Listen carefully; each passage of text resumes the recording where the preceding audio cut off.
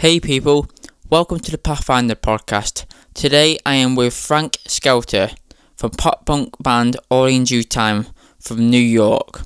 And on today's episode we are going to talk about the background history of the band, influences, the local music scene and lots more.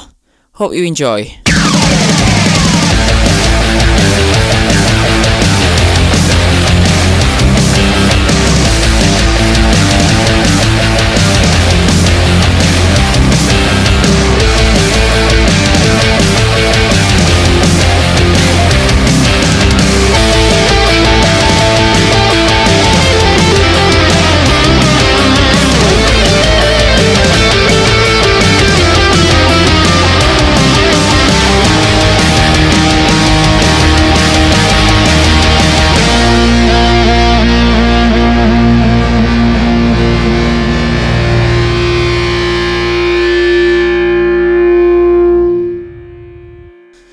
Hey Frank, how are you?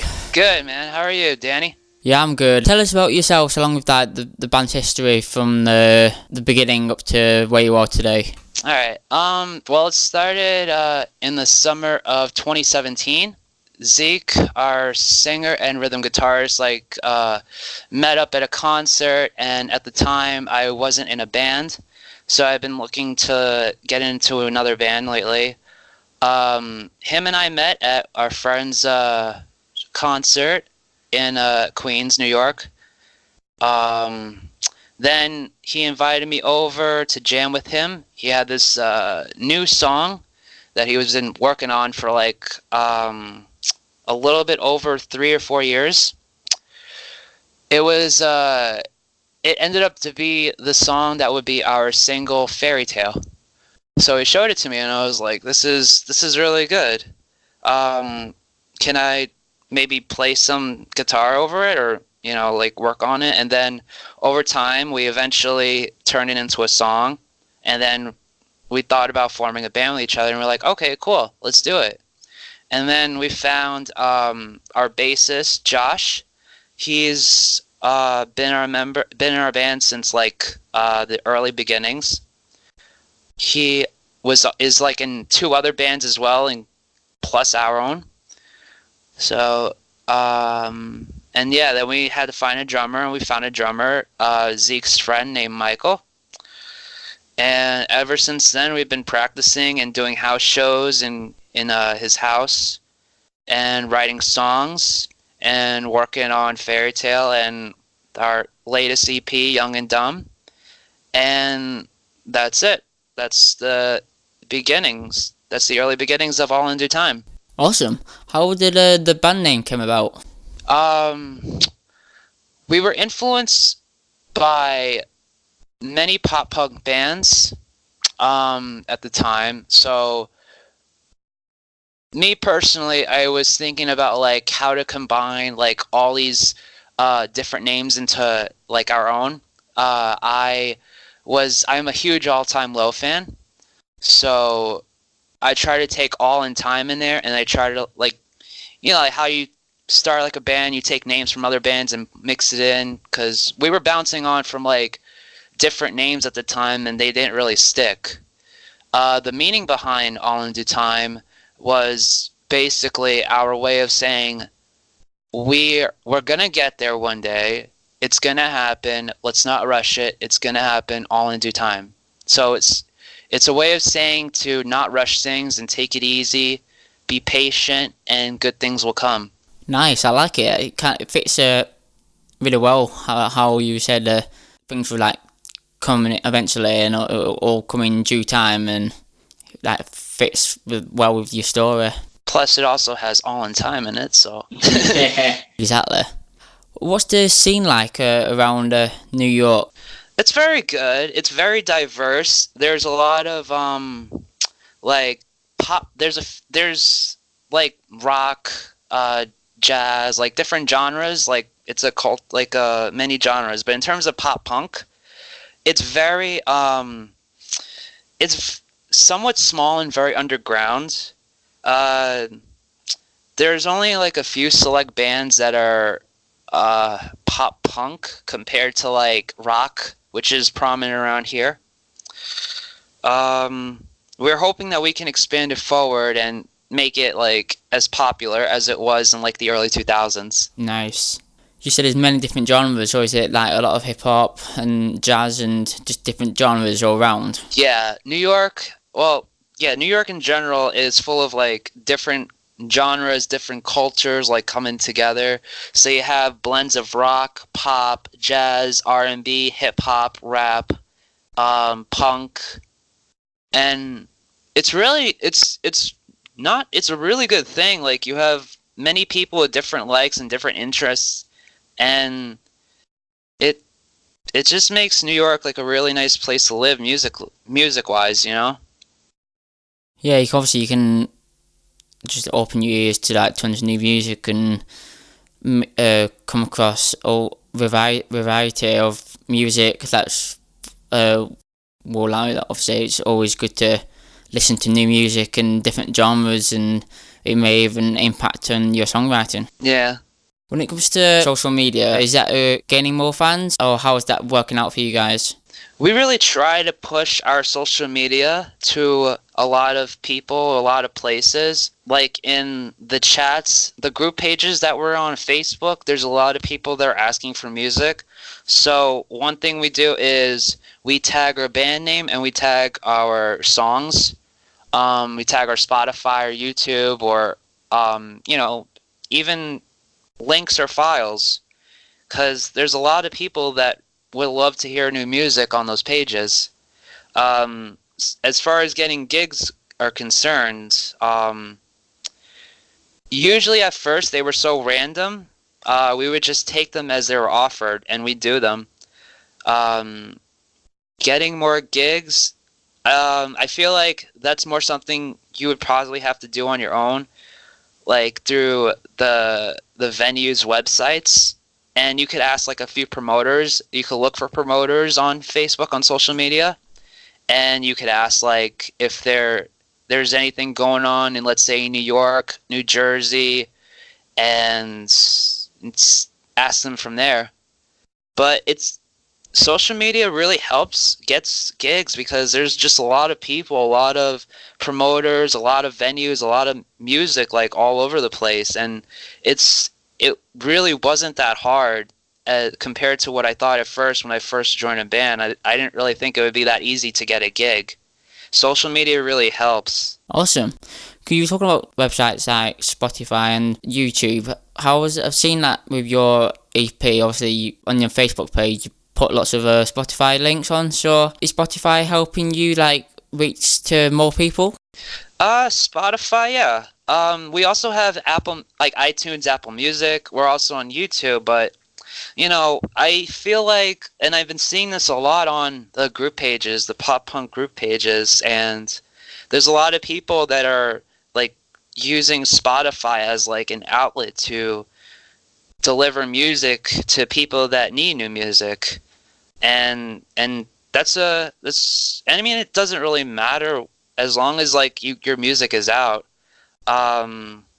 Spotify, I believe, is a very good way to send music, and it's not very limited. Like compared to iTunes, there's a 30-second like preview of your song, but if you like send someone like your Spotify, your track list, your artist page, whatever, and they browse like one song, you could see the full song there.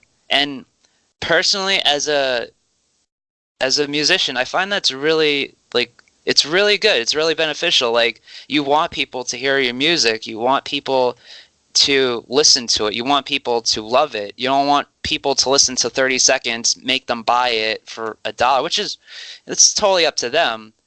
But I prefer that they actually listen to the music, and if they like it, they would, purchase it.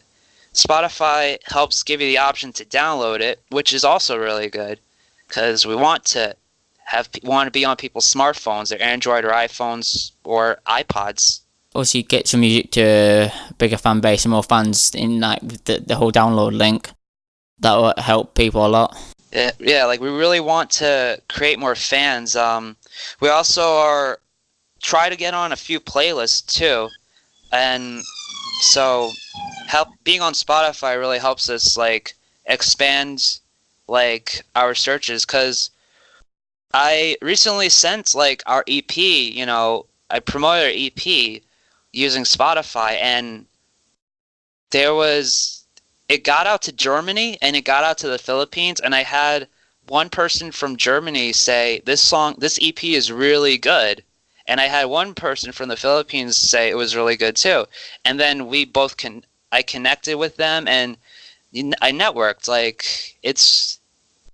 I was just surprised that our music got out to like other countries. I didn't really expect it to be that, to expand that far. So Spotify really helped us a lot with that.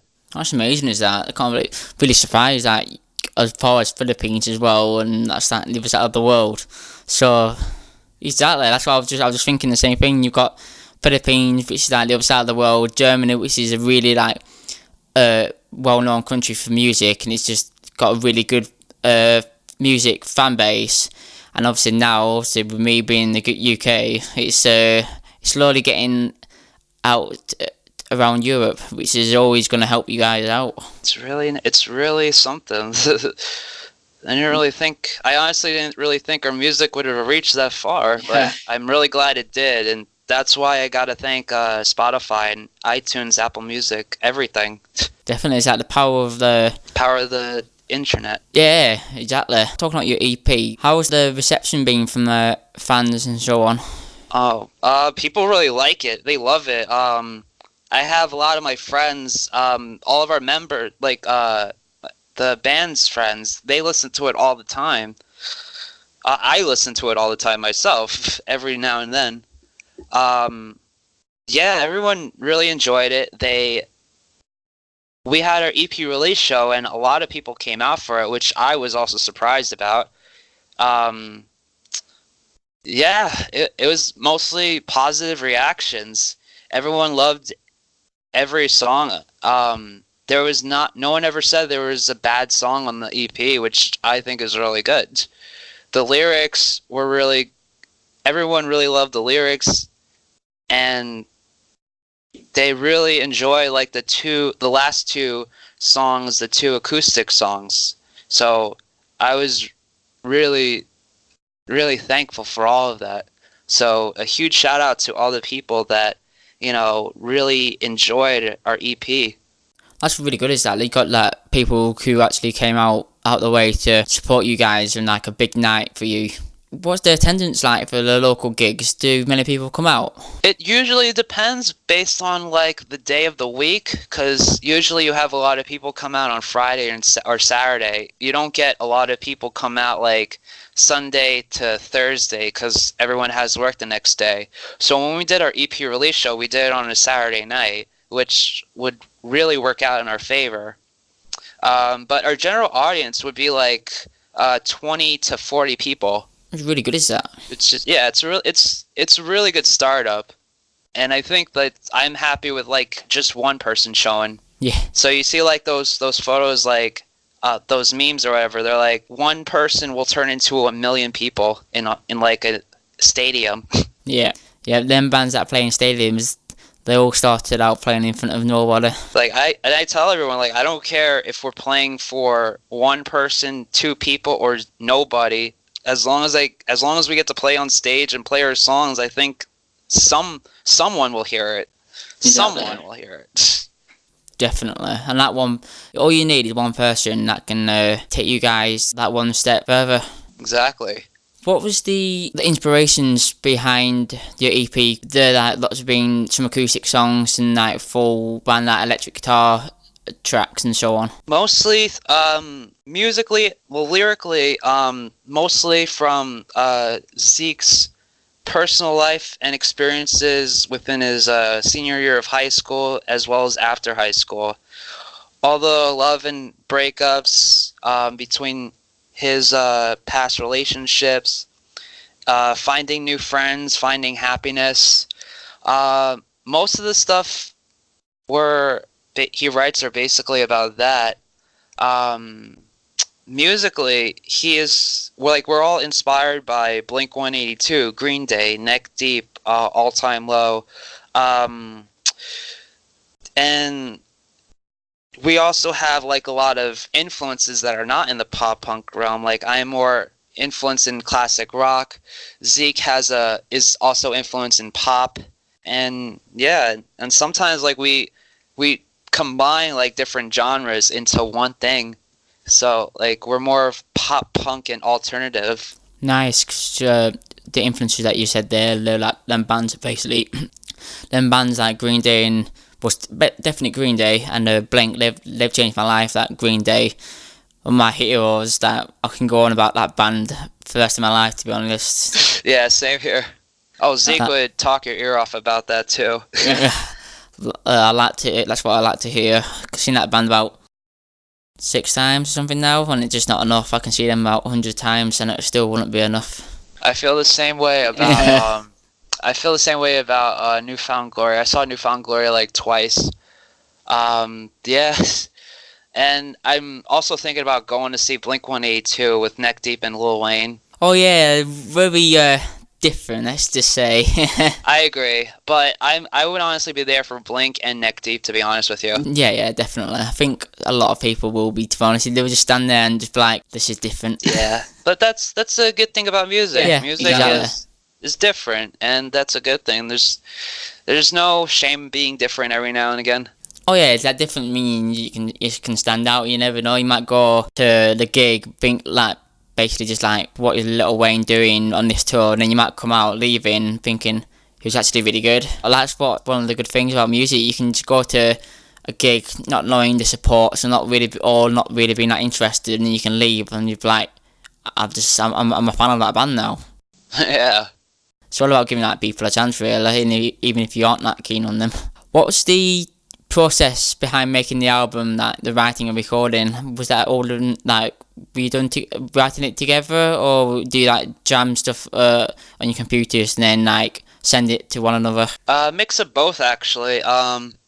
Zeke and I would meet up often in his house. We would jam through a few songs, write everything down on his laptop, record everything on his laptop and our phones.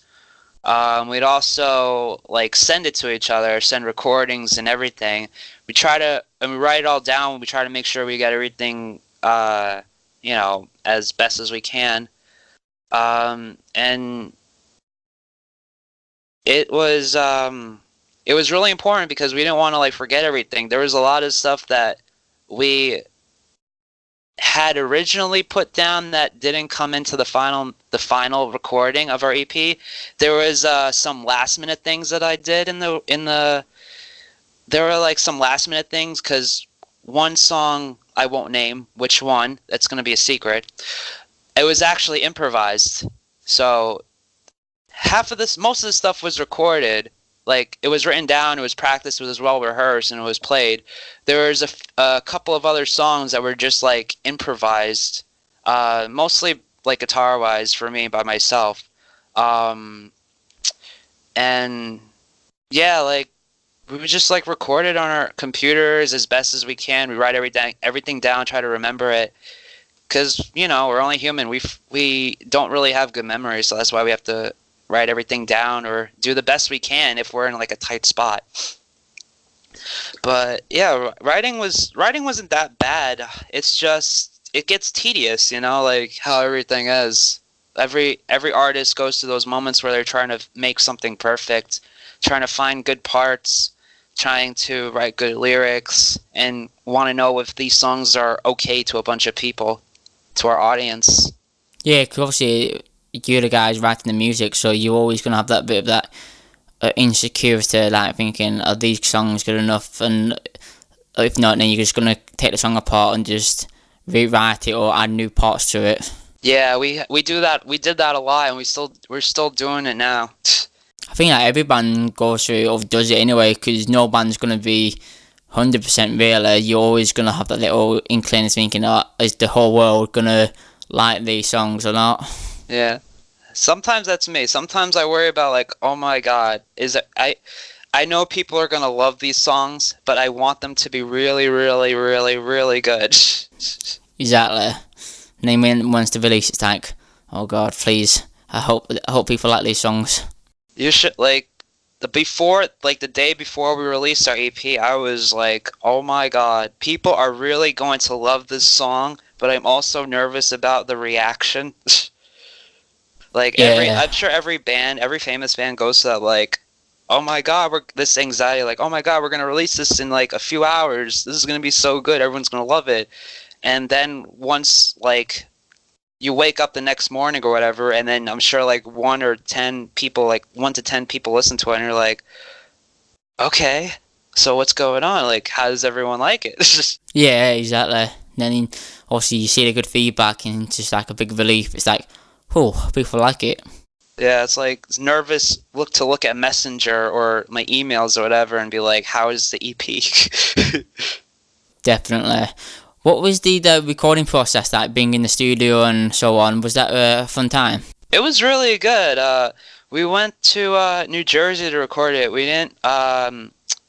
We had like a producer named Doug Gallo. He works at AGL Sounds in New Brunswick, New Jersey. It was really fun. It was really laid back. It was very chill. It took at least 4 days to do everything. Maybe 5. I think 5. Yeah, 5 days. And then this recording was very nerve-wracking, I think, for all of us. It's never easy because you got to make sure not only you're on key, on point, on time, whatever, but it gets very tedious after a while because even if you mess up, like, you got to try it again and again, but you're also like thinking about the clock, like you got to do this before a certain time. And that's what I was worried about. I was worried about getting all like my parts recorded before like the end of the day.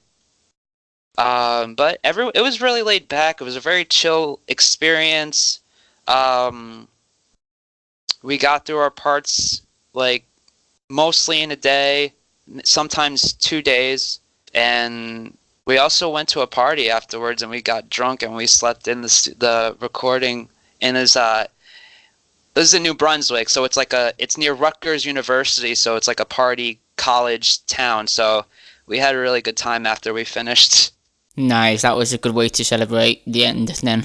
It was it was a nice way to relax too. Definitely, it's always good to feel relaxed in the studio because knowing like you've only got a certain amount of time and then you feel the pressure and then you're just going to make mistakes and then it just the whole pressure just builds up and then you just keep making mistakes. So longer the atmosphere is calm, then the easier it is for you guys to record like really good takes. It took us like a bit over. It was a lot of takes.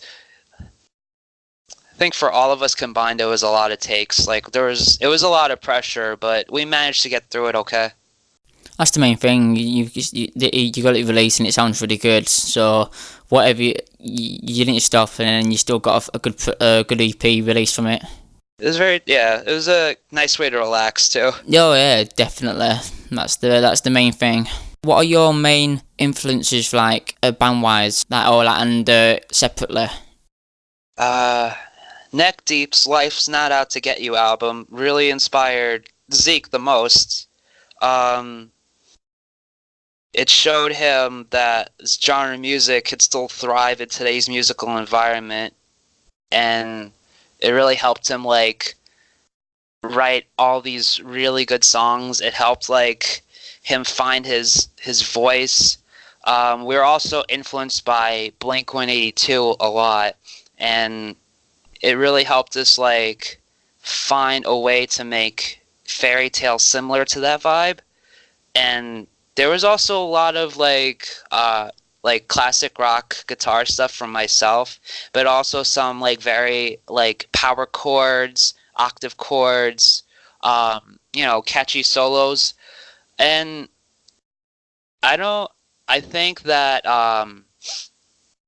we're just influenced by a lot of different music, but I think Green Day, Blink-182, and Neck Deep are just the three bands that we're very influenced by this album for. Nice. Can't get much better with them bands, to be honest. Neck Deep are great, and obviously Green Day and Blink are like the icons of that genre. What's your future plans now this EP's been released? We're trying to do plenty more shows. We're trying to get our name out there. We're trying to try to write as many songs as possible. Trying to make some new songs. Maybe get a publicist, a manager, some more merch like T-shirts. And yeah, we just want to reach out to another audience, not just New York, but we want to like go to the other states. So we want to try to do the East Coast, and then work our way from there. Nice, and getting out there, and obviously we all know how big America is. So you can get to as many states as possible, and then that'll be a massive bonus for you guys. Yeah. We don't really want to stay in New York all the time, so we want to get out. Yeah, because obviously you can only play a certain amount of venues until you basically play them all, and it's like we're just playing to the same faces now. We need to get out and see some new places. Mhm. So even though you just released your EP, is there any new music like in the near future that you're hoping to release, or is it just playing more gigs now and release something in the distant future? We're doing mostly both, but yes, there's definitely new music coming out. Now we're in the songwriting process, so that's something we're mostly going to prioritize a little bit. We're going to prioritize more over the shows. Shows we still got. We've got plenty of shows coming up in July and August. Right now, we're trying to do something for September and October, and for fall, and maybe touring sometime in spring or summer of 2020. Nice, lots of plans for the new music.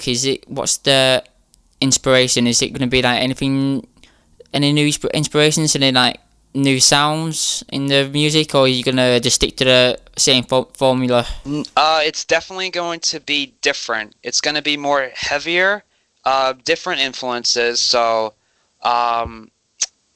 maybe some A Day to Remember stuff, some like more like less poppy music, and more like more roughness, more bass, more aggressive. There's a lot of themes that we have to write about that are mostly in that range. So, but no, definitely not going to be like our EP. It's going to be a different sound. Nice. That A Day to Remember, I love that band. So if it's going to be anything similar to them guys, then I'm sure it's going to be pretty epic stuff. I'm really excited. Right now we have a few new songs that we already have that possibly will be on the next EP that we're doing. So gotta stick it out for that. You gotta wait for that to happen. I'm sure that the next few months are gonna be worth the wait once you release a new song or two. Yeah, but I don't expect in terms of a release like maybe until maybe 2021, I guess. Nice. So nothing like maybe next year. I'm not sure, but we'll see. Just see what happens as time goes on. We'll see what happens. Right now we're just songwriting and doing shows here and there. Just trying to get your name out there further before you release new music. Yep. Awesome. Is there anything else that you got that you would like to talk about? So what's it like in the UK? Sometimes it's miserable. When I say sometimes, a lot of times the weather is miserable. But music-wise, it's pretty good, to be honest. Like the place where I live, it's about an hour and a half from London, so that the music scene's pretty active. There's always people like playing gigs. That you said about the weekends, they tend to be better turnouts, and there's during the week there's some like awful mic nights, which tends to have like a pretty good turnout and stuff. And there's always like talented people around, and there's that I met quite a lot of people over the past year or so through going to gigs and just hanging out with people, and it's always good. There's always like different bands playing around. There's like a metal scene not far from where I live, and there's like loads of like just rock pop and some like indie. There's all sorts really. It's like a bit like similar to New York genre wise. There's always something different going on, which is always good, rather than just being surrounded by metalheads all the time. You ever went to Wembley Stadium? I'm sure you have. But I have once, yes. I'd like to go more, but the one time I went was for Green Day and the 21st Century Breakdown tour, because I didn't get to see them on the American Idiot tour, sadly, because I was literally just getting into music then. So I was literally waiting out for 5 years to see them, and it was like the longest 5 years of my life, to be honest. But I saw them eventually in 2009, because I was living in a city called Manchester at the time, and they played two nights at the arena. So obviously I flipped, and then I went to both nights, and that was just absolutely like a dream come true. Seeing them guys with my own eyes were I couldn't cope. It was just the most unreal moment ever. Then after that, they announced some stadium gigs for the following year. So they announced a cricket ground in Manchester, which is really big, and they announced Wembley Stadium.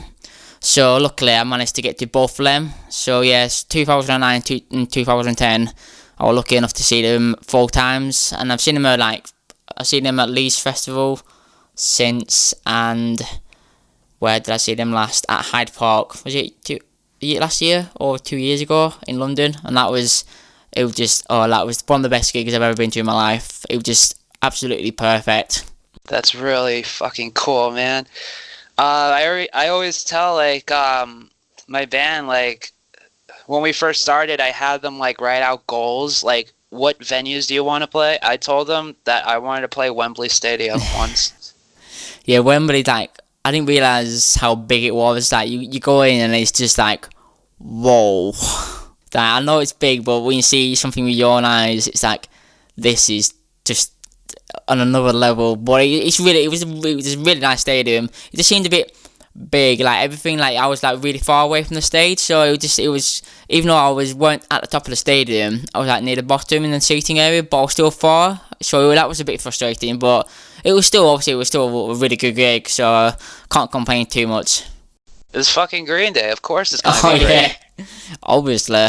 Did they like throw like cow dung or something like they did in Woodstock? Oh no, that didn't happen. But like Woodstock, that was one of the most iconic gigs ever. I can't believe they had the balls to actually start throwing mud at a massive crowd that big. Obviously, it didn't end too well for Mike, who lost his teeth, lost like a tooth or two after that. But yeah, they were just legendary as that. And obviously, seeing Blink for the first time at Leeds Festival in 2010. It was their reunion. And I never thought I was going to see that band after they broke up. So when they announced that they were playing at Reading and Leeds Festival, I was like, I'm basically going to pay £200 here to see Blink, and I couldn't care less. And it was magical. I just couldn't believe it. I thought all 3 guys were on the same stage together, and it was amazing. Something I won't forget for sure. That's I saw them at Barclays Center in Brooklyn with when they were doing California. Oh yeah. It was really fun. It was really cool because that was honestly the first time I saw Blink-182 live. I never had the chance to do it. So yeah, and it didn't matter if it was Tom or if it was Matt Skiba. It was still a really fucking good show. Oh yeah. I left like, wow.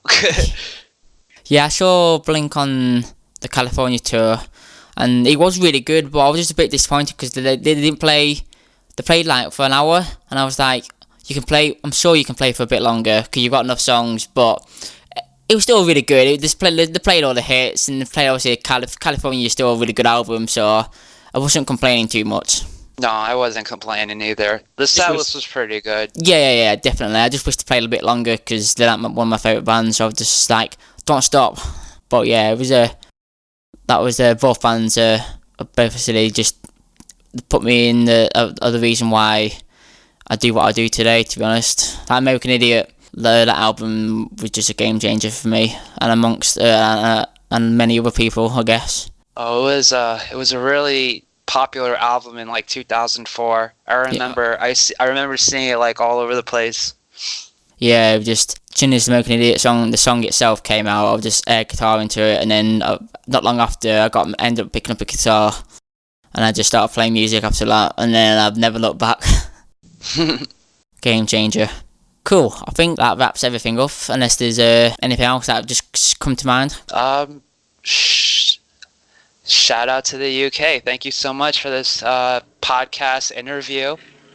Hope to talk to you again about our plans for the next EP that we're doing. Definitely, like anytime. I'll be happy to do another podcast with you guys or anything else that you want to help with. Sounds good. Awesome. All right. Thanks so much, Daniel. No worries.